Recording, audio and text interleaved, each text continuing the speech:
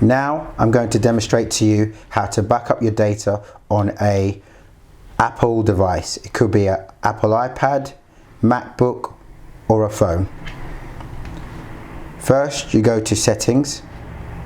Once you're in settings, you go to iCloud. Scroll all the way down to iCloud Backup.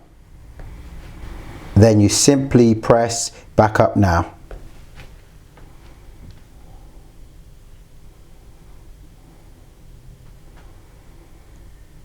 It'll take a few minutes depending on how much data you got to back up.